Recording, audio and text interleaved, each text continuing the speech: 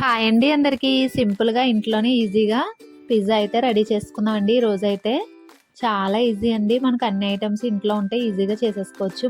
ముందుగా ఒక బౌల్ తీసుకొని అందులో గోరువెచ్చని వాటర్ వేసుకోవాలండి. అందులోనే యాక్టివ్ ఈస్ట్ అని మనకి ఇక్కడ సూపర్ మార్కెట్‌లో అమ్ముతారండి. అది ఒక స్పూన్ అయితే వేసేసుకోవాలి. అందులోనే పంచదార కూడా వేసేసుకొని బాగా మిక్స్ చేసుకొని ఒక 5 మినిట్స్ అయితే పక్కన పెట్టేసుకున్నానండి. ఇప్పుడు ఒక బౌల్‌లో 1 ½ కప్పు మైదా తీసుకొని అందులోనే కొద్దిగా సాల్టు, ఒక స్పూన్ అయితే బేకింగ్ పౌడర్ వేసుకోవాలండి. అది వేసేసుకున్నాక బాగా అయితే మిక్స్ చేసుకోవాలి. ఇప్పుడైతే ముందుగా పక్కన పెట్టుకున్నాం కదండి ఈస్ట్, వాటర్ వేసి కలిపి పెట్టుకొని ఆ మిశ్రమం అయితే పిండిలో కొద్దిగా వేసుకుంటూ కలిపేసుకోవాలి. ఎక్కడ కూడా ఉండలు కట్టకుండా కొంచెం కొంచెం వాటర్ వేసుకుంటూ కలిపేసుకున్నానండి. ఇది పిండి అనేది మనకి చాలా మెత్తగా సాఫ్ట్గా అయితే కలుపుకోవాలండి. మనం చపాతీ ముద్దలాగా గట్టిగా అయితే కలుపుకోకూడదు. ఇక్కడ చూసారా కొద్దిగా ఆయిల్ వేసుకొని ఇలాగా పైన పేపర్ కవర్ వేసుకొని ఇలాగా మూత పెట్టేసుకొని 1 అవర్ అయితే పక్కన పెట్టేశాను. వెజిటేబుల్స్ అన్నీ ఇలాగ కట్ చేసి పెట్టేసుకోవాలండి. మనం ఏ వెజిటేబుల్స్ అయినా వేసుకోవచ్చు. నా దగ్గర అయితే మష్రూమ్స్, క్యాప్సికమ్ అయితే ఉన్నాయి. అందులో కొద్దిగా ప్యాన్లో ఆయిల్ వేసేసుకొని ఇవైతే టాస్ చేసుకుంటున్నానండి. మరీ ఎక్కువగా అయితే వేపేసుకోకూడదండి, లేదంటే టేస్ట్ అయితే బాగోదన్నమాట. కొంచెం టాస్ చేసుకొని అందులో సాల్ట్, కొద్దిగా మిరియాల పౌడర్ కూడా వేసేసుకొని ఆ వాటర్ అంతా ఇంకిపోయే వరకు డ్రై చేసుకొని పక్కన పెట్టేసుకోవాలి. ఈ లోపు అయితే మనం పిండి అయితే నానిపోయింది కదా, ఇక్కడ చూసారా ఎంత బాగా అయితే ఫెర్మెంట్ అయిందో. ఈ పిండిని అయితే మనం బాగా మెత్తగా అయితే కలిపేసుకోవాలండి. ఇప్పుడైతే మనం పిజ్జా బేస్ అయితే రెడీ చేసేసుకుందాము.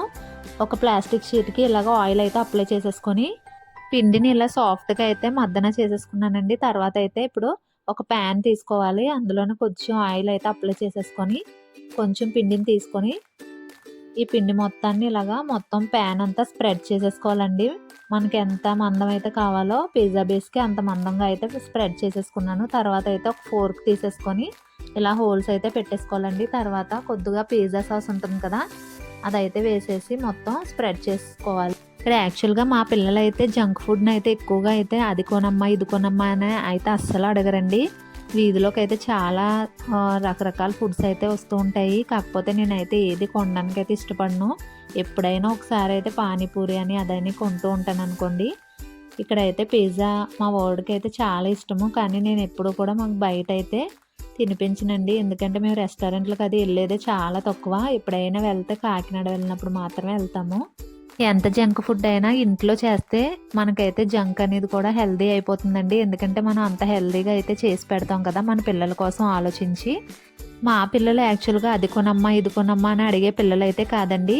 నేను మాత్రం అన్ని పిల్లలకి రుచి చూపించాలని నేనైతే ఇంట్లోనే అన్నీ చేసి పెడుతూ ఉంటానండి.